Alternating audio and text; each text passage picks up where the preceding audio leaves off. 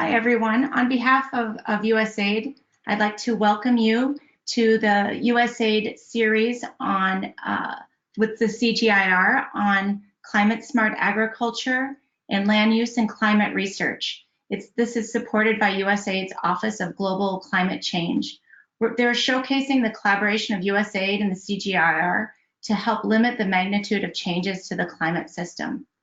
This webinar is on low emissions rice, and our next webinar will be on June 25th at 9 a.m. On agroforestry. Thank you.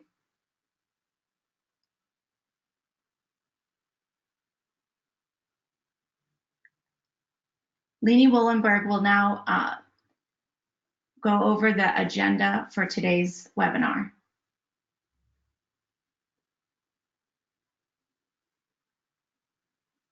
Thank you, Juliana, and welcome everybody. So as Juliana mentioned, we're going to review low emissions rice research in Vietnam, different options, levels of ambition associated with the NDCs, and investment. I'll just give a few words of introduction now, and then we'll have three different speakers. Ole Sander, who leads our alternate wetting and drying and mitigation and adaptation work generally on rice for CCAFS in IRRI, based in Hanoi.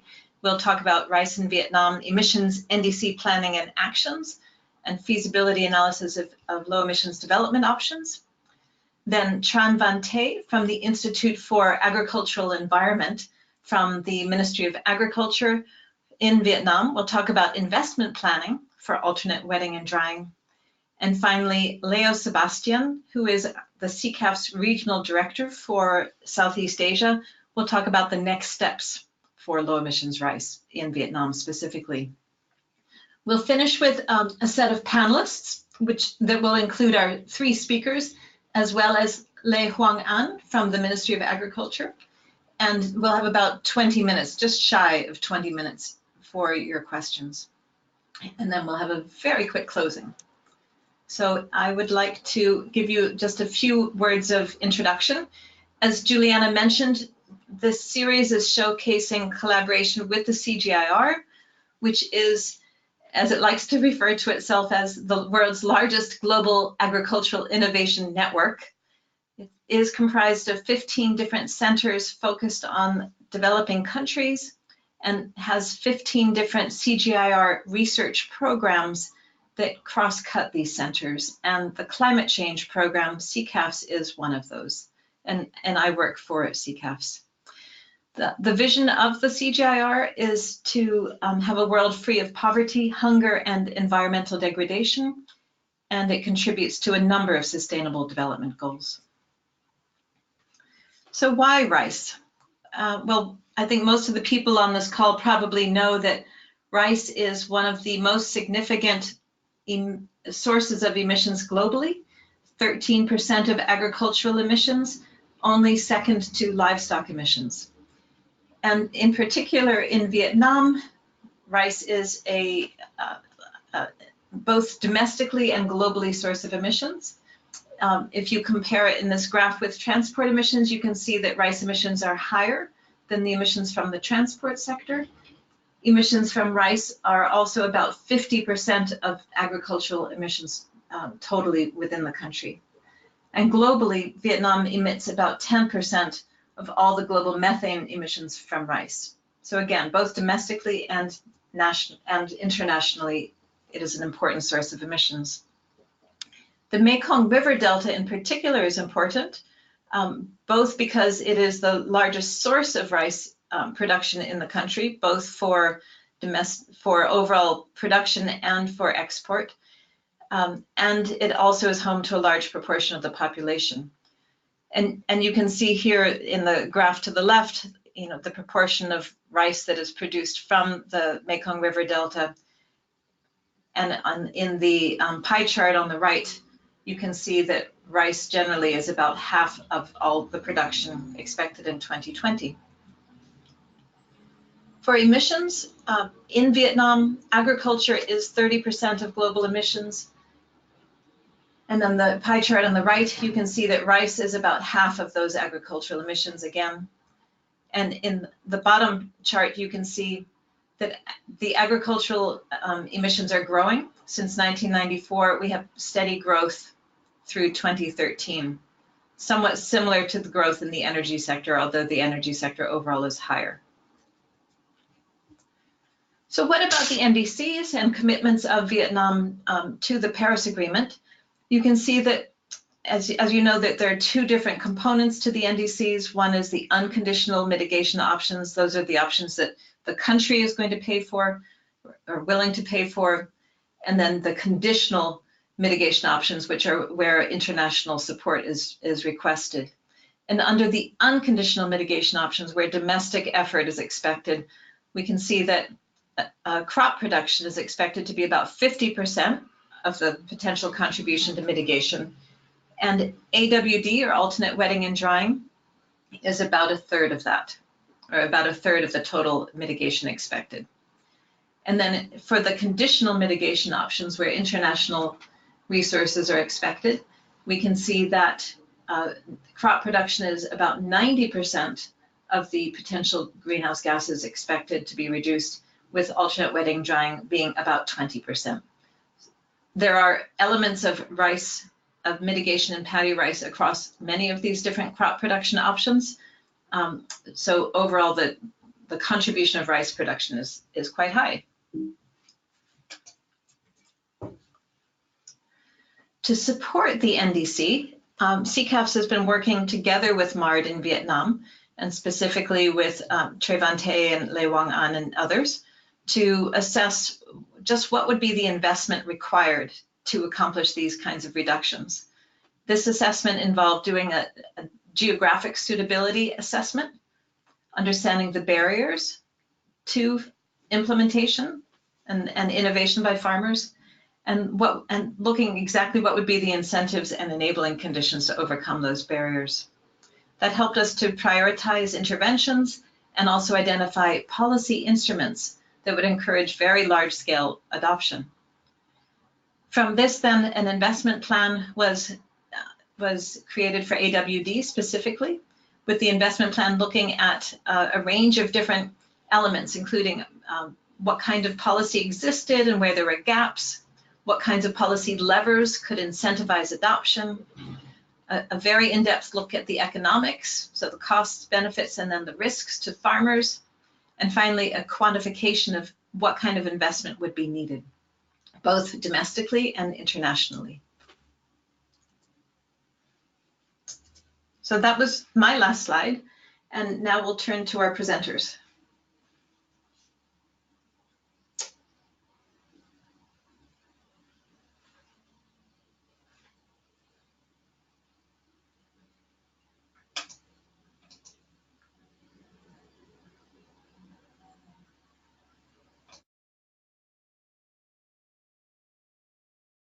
Feasibility analysis of different low-emission development options for rice in Vietnam, and how these options relate to the current NDC planning of Vietnam. So here you see the LED options we analyzed. I will very quickly go through them. First of all, alternate wetting and drying, AWD, which basically means delaying of re-irrigation of a rice field until the water level is gone down to about 15 centimeters below soil surface, which reduces methane emissions by about 50%. Then fertilizer placement, meaning applying fertilizer below the soil surface, often drilled urea or slow release fertilizer, which reduces nitrous oxide emissions. Short duration varieties, so adopting varieties with a shorter maturity duration, which reduces the methane emissions approximately proportional to the reduced growing time. And then sustainable straw management practices, meaning a reduced rate of straw incorporation and also a reduced rate of straw burning, which reduces the field emissions of methane and also black carbon emissions from burning. I will, however, today only speak about AWD and straw management practices, because these are the only two options that relate to the current version of Vietnam's NDC.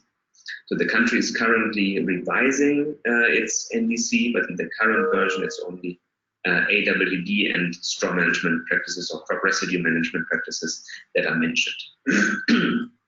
Very quickly, how is methane being generated in rice field? It's being produced by bacteria that live in the soil, and they grow in anaerobic soil conditions. So when you have a standing water layer on the rice field, no oxygen can penetrate the soil. So we have anaerobic conditions, and if these bacteria then grow and decompose organic matter under these conditions, methane is being produced. And here on the right side, you see the influence that higher rates of straw incorporation has on the production of methane. Study has been conducted a while ago, but has been proven in many experiments already. So if you incorporate a level of an amount of approximately 5 tons per hectare, then you see that you are in a range of about doubling the methane emissions as compared to without that incorporation. So straw has a fairly high effect on greenhouse gas emissions. An important development currently in the Mekong Delta is the increasing numbers of straw balers. We've done an assessment here and found that in 2013 there were below 10 units in the Mekong Delta. In 2016 we found around 300 to 500 balers in the Mekong Delta, and in 2018 we estimated 5,000 to 6,000 already. So very steep increase, and with that also a decrease in in-field burn. So 2013, 80 to 90% of straw was burned in the field. 2018, only 60 to 70%.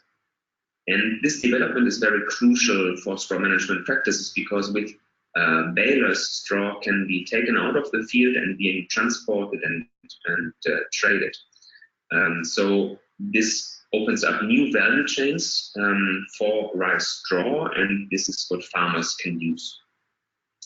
One fairly developed value chain is the production of mushrooms with straw. And my colleague Hoang has done a cost-benefit analysis on that. You see here what the cost of straw mushroom is composed of.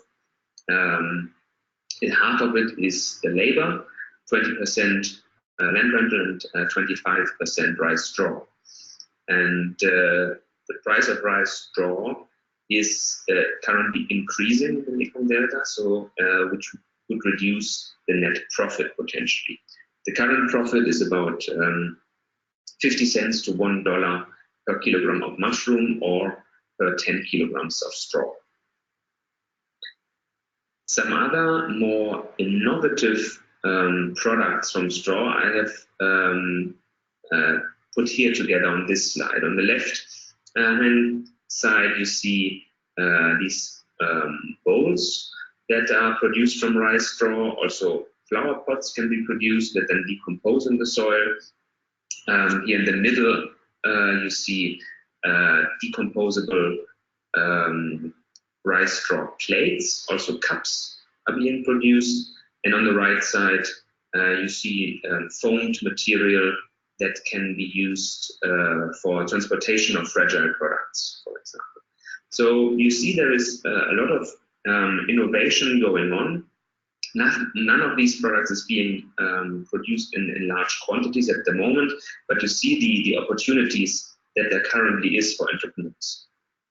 That's all I want to say about straw, because we don't have so much time, unfortunately, and I still want to cover AWD. As I mentioned, it's basically a practice switching from a continuously flooded field to a field with several dry phases. And that reduces irrigation water by up to 30% and greenhouse gas emissions by around 50%.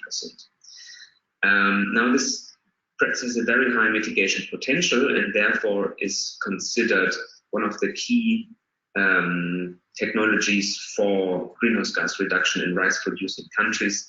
And Viet Nam has specifically included AWD in the current version of their NDC. Now we asked ourselves, where can AWD actually be applied? And for that, we did a GIS analysis and used a simple water balance model, asking ourselves, where is the rainfall low enough so that the field can dry out when you stop irrigation? Or the other way around, where is the rainfall so high that even if you stop irrigation, the field would never dry out anyway? And we produced here 3 maps of Viet Nam according to 3 seasons, and we grouped it by harvest season. So the first map is the rice that's being harvested between January and April. And you see in the north, it's still too cold to grow rice in this season. In the south, we find lots of highly suitable area. Then in the second season, also rice is grown in the north with lots of suitable area for AWD. In the third season, rainfall in the whole country is quite high, so that we identified mostly lowly suitable area here. Now these maps are very helpful to give a first impression of the potential of AWD and where the regions and seasons would be. However, if you go into if you want to go into more detail for national planning, these maps are too crude. And that's the reason why we then went to different provinces. Here an example of Giang province in the Mekong Delta. And we did the same analysis with, for example, with much better maps, for example, higher resolution soil maps. So we could here really on a more precisely identify where do we find suitable areas in one province. Also, where do we find soil types that are actually not suitable for AWD. And with that, we can then also say, where do we find the 10,000, 20,000, 50,000 most suitable hectares per province? And we hope with that, that can guide an extension work and training, and could guide the whole NDC implementation process on province scale. Now, we know already, of course, that these biophysical factors are not the only factors that influence adoption of AWD. There are lots of other factors that we cannot observe with satellites.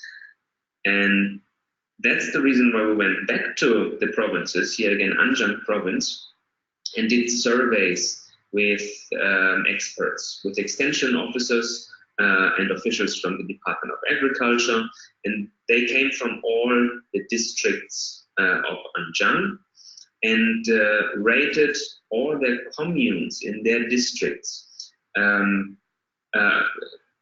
rated different factors like irrigation infrastructure, farmer awareness, the capacity of the cooperative, and so on. And with this information, we could then develop AWD adoption capacity maps. And that's what you see here. We have areas with high capacity, moderate capacity, and low adoption capacity. And these maps can then be used to adjust the climatic suitability maps that I showed you before. So they will simply be overlaid and then into the final maps, which I have not included here because I think that's very straightforward. So with that, I come to the end. To conclude, I talked about straw in the beginning and showed you that there are more and more straw balers in Viet Nam, which open up new value chains for rice straw. And rice straw valorization can serve a dual purpose, reduction of greenhouse gas emissions, as well as increase of profit for farmers. Then we talked about AWD. It's one of the major mitigation technologies for the agricultural sector in Vietnam. But the provincial implementation, which basically is just being explored, how can that be handled?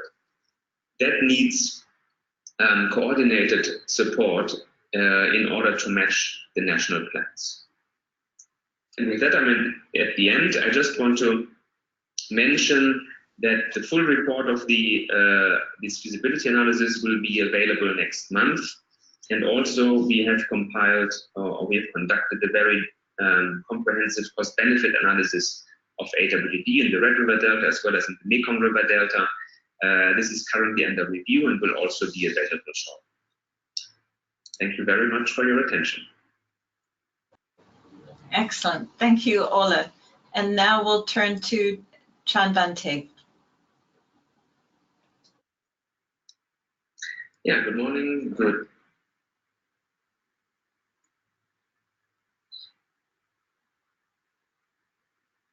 Okay, so on behalf of the team, I would like to present about the investment plan in South of Vietnam, national determined contribution to the Paris Agreement from rice production in the Mekong River Delta region. Next slide. Next, please. Based for our activity, we focus on 5 activities. First, we looking for the policy gap analysis, and second, we identify identification of policy level to incentive adopt for AWD. And third, we based on the field survey to analyze cost and benefit and risks in Giang and Giang and Giang province in Mekong River Delta region. And fourth, we quantify qualification of investment needed. And last one, we consultation with the finance expert, identification of international funding source. And after that, we developed the domestic investment plan for AWD in Mekong River Delta region. Next slide, please. Because of time limited, so I will go directly to key some results. First, we found that the policy level and policy gap for AWD in Mekong River Delta region, with AWD very high priority in some supported policy, such as a green growth strategy, a restructuring project of crop production development, reductive rice production, a Vietnam plan for Paris Agreement implementation, action plan to respond to climate change in agriculture vision to 2050, and strategy and plan for rice development.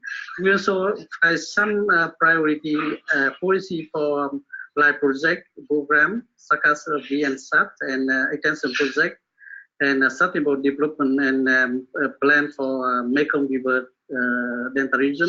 Next slide, please. However, we found that in policy we still have some gap and limitation. First, we found that we have many policy with a very high ambitious target, but limited financial resource. We also found that a very poor linkage among state and local province. And we found that also rice very low benefit and small size, so not attractive the private sector. And also we have very good performance, but very poor replication. And many policy, but we still have lack of the poor. We lack a mechanism to support like the land tenure and land support. Okay, next slide, please. Based on the field survey, we found that AWD what applied by farmer found that very lower cost than the control bands, and also the revenue also very higher than the normal rice. In the cost lower, then revenue higher, so net benefit from AWD farmer get higher than. So in that case, if we select, we develop the AWD for in Mekong River Delta, so help farmer to get more income, more net income, and then also contribute significantly to greenhouse gas reduction, emission reduction. Next slide, please. Based on the policy gap analysis and cost and benefit, we recommend, we propose investment plan for AWD in Mekong River Delta region with focus on the 4 output as following. The first output, we improve instructional and policy instrument for developing AWD in Mekong River Delta. with activity follows like review and revise and operate policy mechanism for AWD, update and adjust a grow restructure project with AWD integrated, and develop the technical guideline for dissemination for AWD, technical guideline for the greenhouse gas emission measure for AWD, and guideline for MRV, because now MRV under developed. And the second output of the investment plan for AWD in Mekong River Delta should be capacity improvement for policymaker, private partner, and farmer for develop AWD in Mekong River region, with follow activity like training workshop, mechanism to support green office and green rice production to enhance green production, support local partnership, investor for CFA, low emission rice production, exchange international experience in greenhouse gas reduction in NDC for AWD, and capacity building for negotiation on financing for AWD. Next slide, please. For the third output, we should improve the national capacity for NEC implementation for AWD in dry production with the following activity: assess the efficiency of irrigation system and feature for AWD, because the irrigation system very important to conduct the AWD.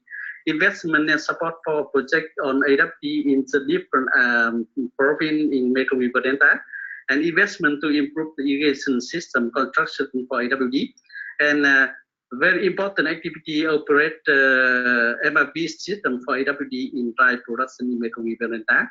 And last output, we improve the coordination mechanism among the parties involved in AWD in dry production, with some activity like support for policy dialogue on AWD, because we have many activity, but we still have lack of dialogue among the different stakeholders on AWD, and support to develop the relationship among the stakeholders from financial sponsor, banks, and trader for AWD.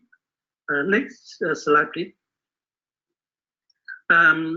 Also, we estimate the total of investment for AWD in Mekong River Delta almost can. So total potential area for AWD can reach 1 million hectares, and various finance resources from the private, from government, from international, and from company can invest for this plan. Total fund request about more than 700 million US dollar for long time. But every year farmer get more. Farmer gets 3.371.3 million US dollar per year if farmer apply the AWD in Mekong River Delta. So in that case, that we investment for a long time, but we have very high net benefit in per every year. Next slide. We also study on the potential from financing source from the domestic and on opportunities from international finance resource. In domestic, we found that the investment plan can get support from public investment plan already approved for 2020 and for long time. The rising structure project up to 2020 and vision to 2030, and national target program for new rural development will have some activity support for infrastructure and agriculture, a program to respond to climate change, and other program to create a favorable condition like circular 57 and circular number 109, so we can get fund from that. For international finance source, we found that we can fit with the GIAF, so yes, and SCCF, and multilateral and bilateral fund like Lini CTF, Pilots Ocean, and NAMA facility. Okay, next slide.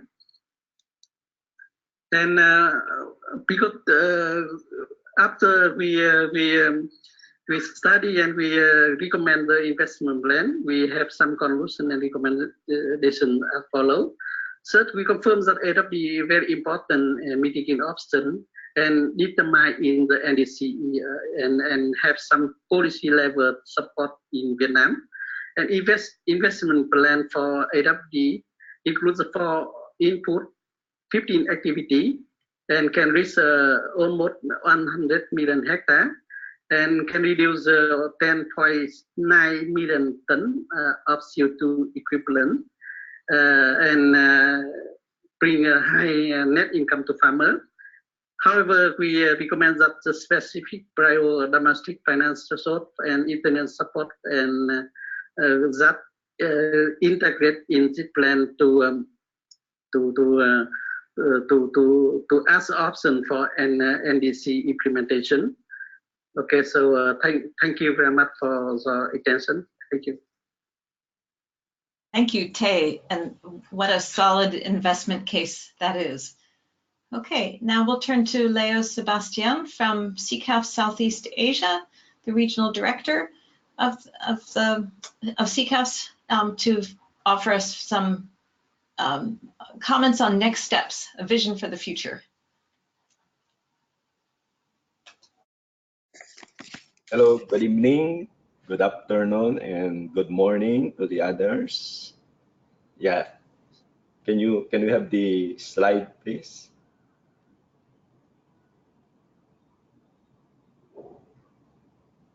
So we have heard from Ole and Te, and then the introduction of Lini also, that there has been a lot of work that has been done on AWD.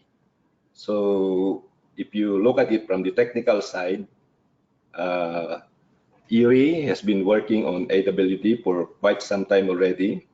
I remember this started as a intermittent irrigation, and then it transformed to AWD. So what we have to do now is to continue to work on firming up AWD as part of the integrated crop management system, and also as part of the sustainable. Hello, can you hear me? Yes, we can hear you. Yeah, I think this slide is not coming out. Is it coming out? Can you see it? I'm not seeing my slide. I can see it, Leo. I think Julianna's loading it right now.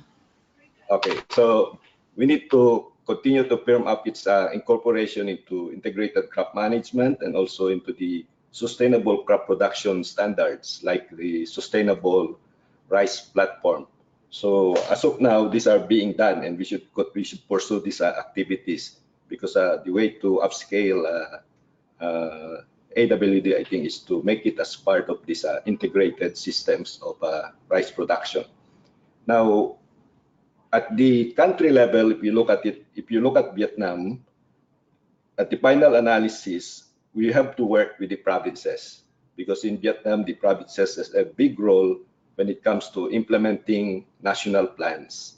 They basically are the ones also that are determining the investments in the different sectors. So what we need to do in the coming years is that we need to work with the provinces, work with the provincial agriculture, rural development departments, to combine all the technical information that we have, the suitability maps that Ole has mentioned, combine it with the local infrastructure plans, the local development plans, and also the local knowledge that they have about implementing projects on rice production, so that we develop a clear provincial development plan, provincial implementation plan, where AWD is part of that plan. And this should identify the specific areas targeted for capacity development and also for AWD scaling. We should identify together with them what are the possible scaling approaches that are suitable for these provinces. What are their capacity? Can they provide incentive to farmers? Can they do they have the private sector partnership that is already in the province, or can they also do some adjustment when it comes to their water regulations? The other one that we need to do is we need to adopt an MRV tool. We've been talking about AWD for quite some time, and we know how much reduction it can have, but we need to have a MRV tool to monitor, to calculate how much is the greenhouse gas reduction, and also verify the emission at farm scale.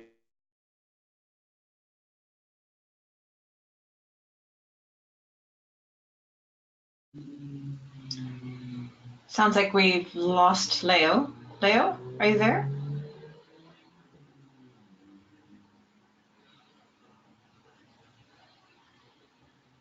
I'm just going to continue on behalf of Leo then.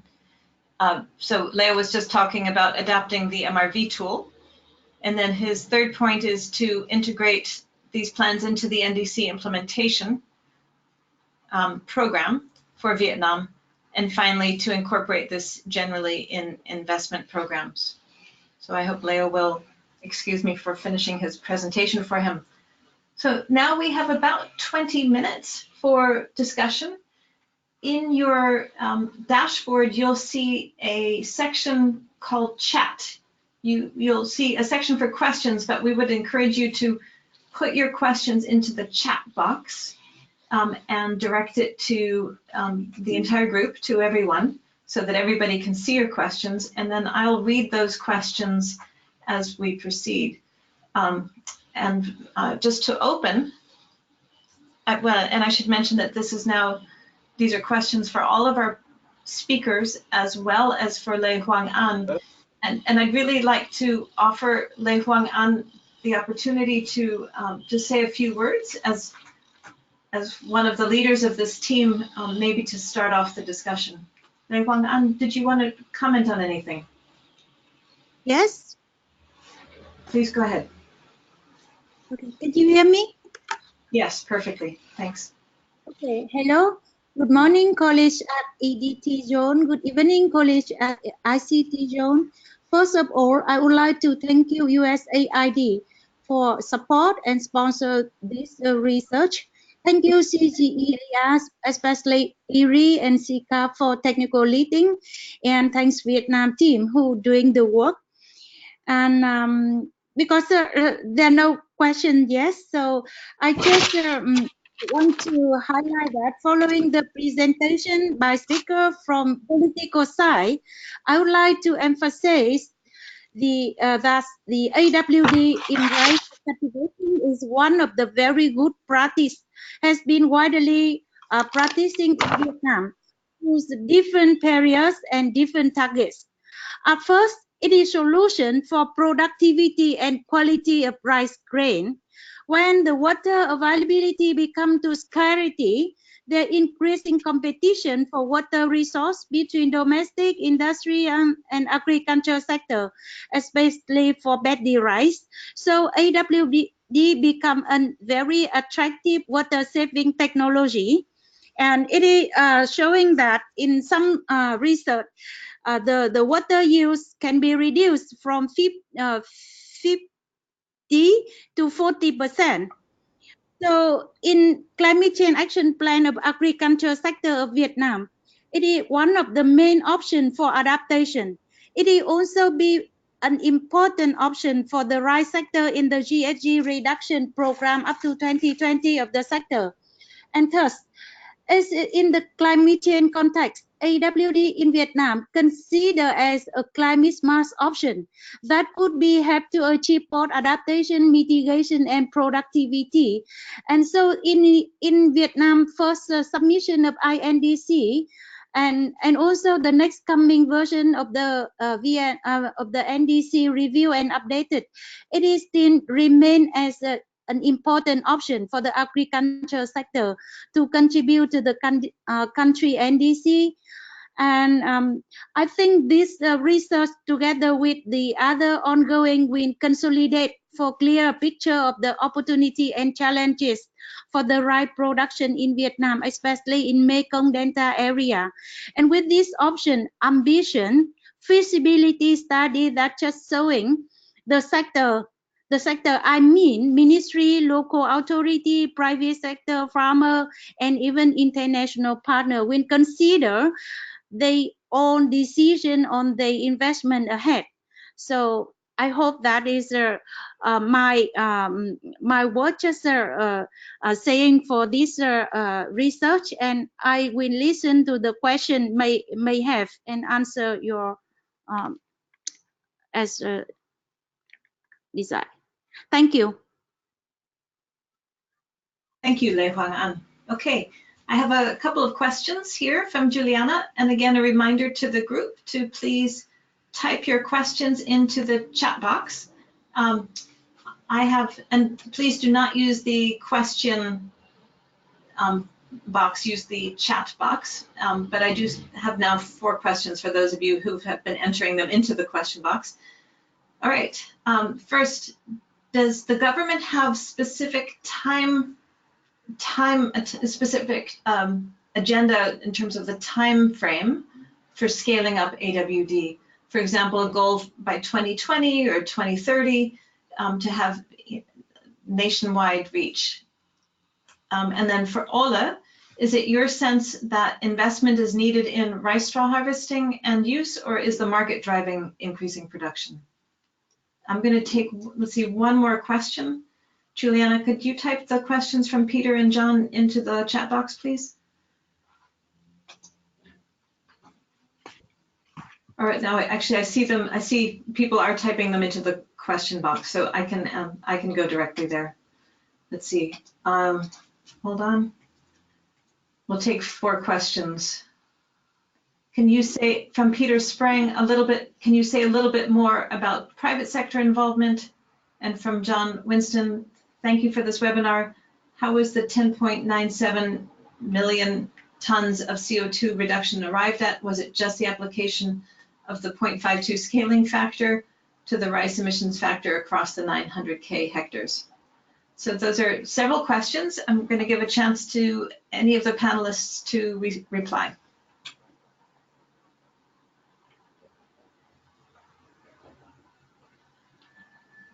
Perhaps Ole, could you start? Yeah, okay, I can start. The question was if there should be investments in the harvesting of rice, I think. And I don't think that that's currently needed. We see that the market forces strongly drive the process. Combine harvesters have been adopted rapidly within a very few years nationwide. And with baling, we see a similar development happen. What I think would be needed is support of those entrepreneurs that try to develop new products, try to establish new value chains that have not been explored yet. I showed some of those products, and I think those people and those, yeah, that would be helpful to support, as well as the analysis of the total mitigation that is achieved. So I showed you many climatically suitable or climatically beneficial options, but all of those have externality effects. All of those would need a wider life cycle assessment, and I think these are also areas that would need support in the future. Thank you, Ole. Tay or Lê Hoang Anh or Leo, would you like to make comments on any of the other questions? Yeah, can you hear me now? Yes, thanks, Leo. Yeah, there was a question about, has Vietnam set already a specific time frame for scaling AWD? I think this is where I was in one of the areas I have indicated in the future, working towards the futures, that we really need to develop those detailed plans that can indicate to Vietnam what is the possible time scale to attain certain certain thousands or 1 million hectares of AWD implementation. So we need to develop it at the provincial level, and we also need to integrate it into the NDC implementation program that they are now developing. Now we need the details at the provincial level that will go to the national level. It's not good if we do it top down. We have estimates of what is the possible area, suitable area. The work of Te and Ole indicates that there are about 1 million hectares, and if you do it for 1 or 2 seasons, that can even reach up to 1.9 million hectares per year. So that's very big, and it's not all going to be areas for AWD. Some of them will have to be prioritized, and some of them will have to be prioritized in terms of a year that it will be attained. I also have some add information about the time frame of AWD for Vietnam. As I saw in the policy level, so many target of the AWD. We can separate the 2 type of AWD time frame. First, annually for the agriculture extension program in the province, we also so that the number of hectare AWD apply in the Mekong River Delta and other regions in Vietnam. In the national plan, like the INDC and green strategy, and also the action plan for climate change response in agriculture. So mentioned, I remember that for the unconditional mitigation, about the half of the million hectare in our country, and if have more support from the international, like the conditional mitigation, can reach 2 million hectare of AWD around the country. However, in a time frame not so very specific in region, something like Mekong River Delta, not specific number, but for overall country also have total hectare.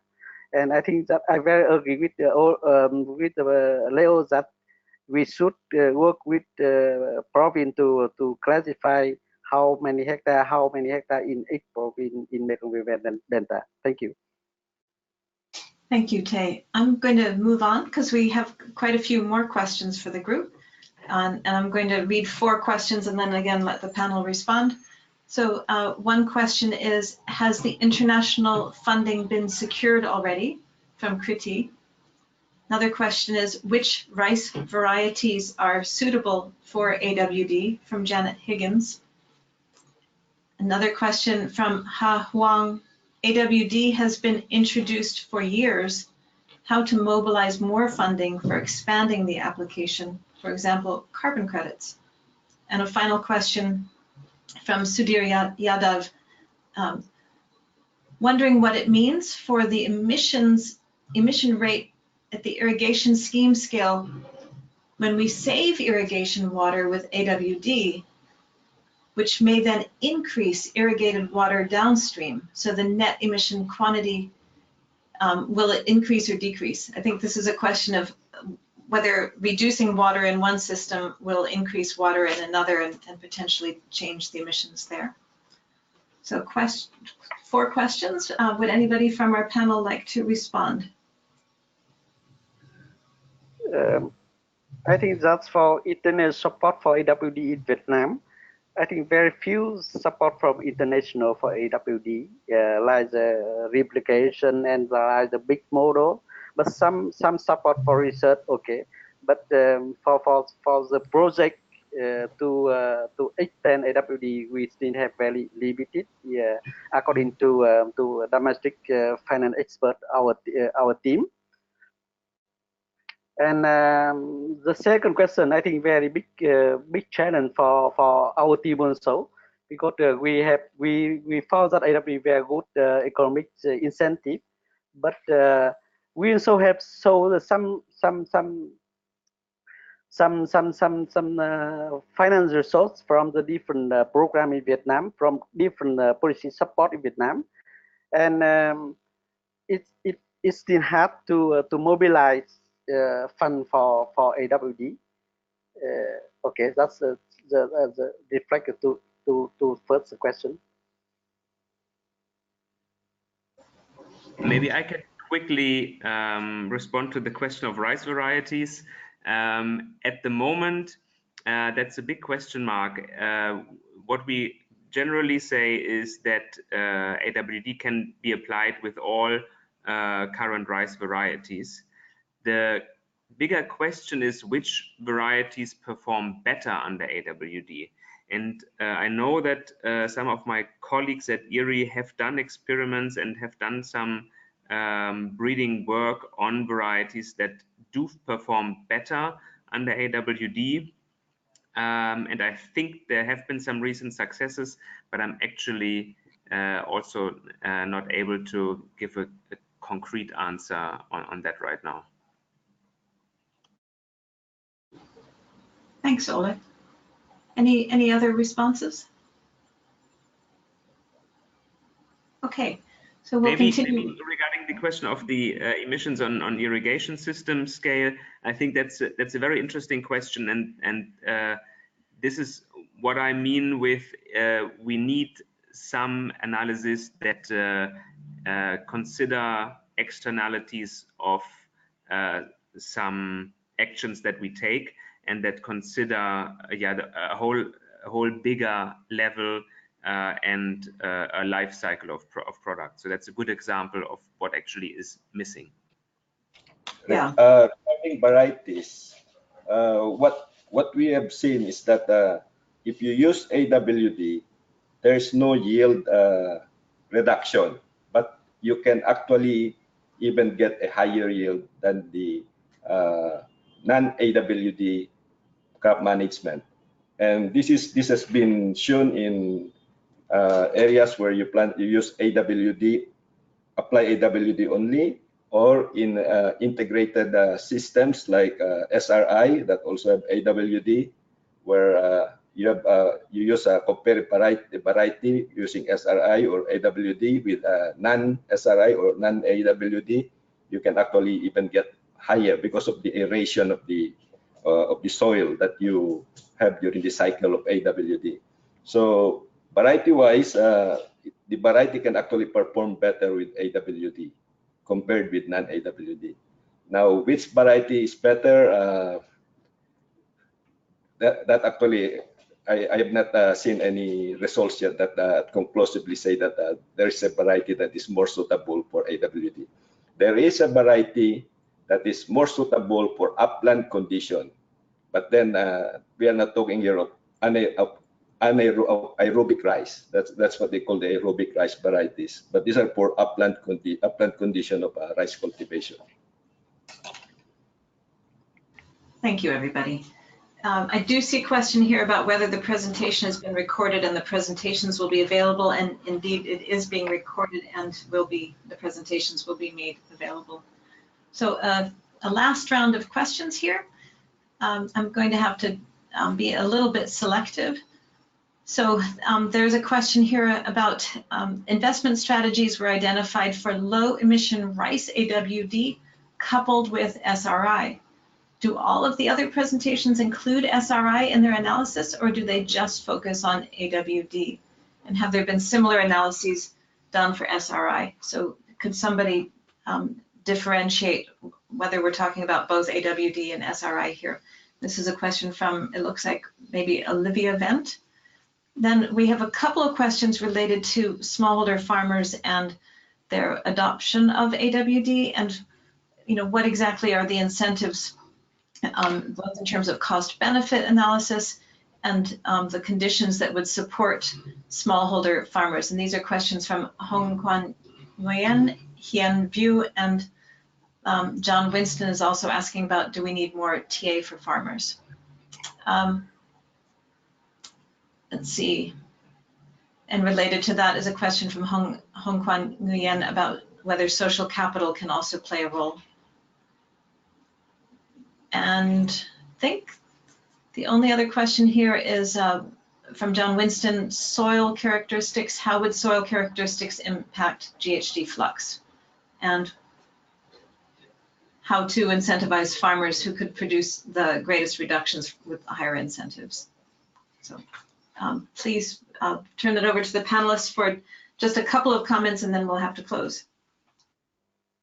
The first question, if the analysis were on AWD or on SRI or other management packages, it was the analysis have all been on AWD itself because we have various crop management recommendations that include AWD, such as SRI or 1+2+5 reduction or 3 reduction 3 gains or SRP.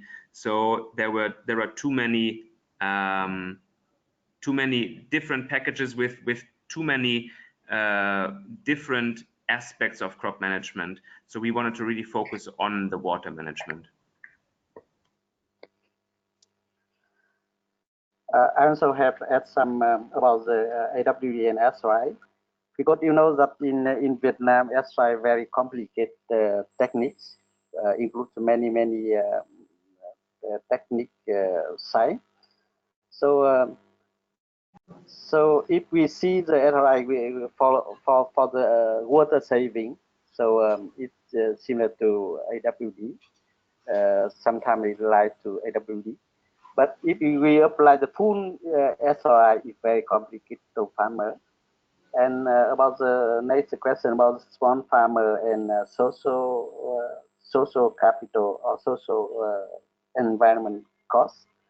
Also for small farmer can do with the AWD when we investigate in the An Giang, Sóc Trăng, and Kiên Giang. But because the AWD need to very complex irrigation or irrigate field. So if small farmer can do, but in the land, in the field is not unique. So we very have to apply for big. And also, if we apply AWD, we need to apply the MRV and MRV to verify how much greenhouse gas reduction can reduce. So in that case, each small farmer small farmer only very hard to involve the investment plan. For the capital or investment, social investment, our team also found a very big challenge, because you know that the code from AWD just get information from the production costs and also irrigation fee. But for the long term, because in irrigation system investment by social, by state, by government very long time already, so it's very hard to estimate the cost of irrigation, what social investment for AWD, and also. Hey, I'm sorry, we're out of time, so I'm going to have to close. Yep. Thank you very much. So again, on behalf of both USAID and CCAFS, I'd really like to thank our speakers and our audience as well. I want to remind you that the next call will be on June 25th at 9 in the morning Eastern Daylight Time in the US, and we have a great roundup of speakers to talk specifically about MRV of agroforestry. Thank you everybody for participating, for your great presentations and questions. Bye-bye.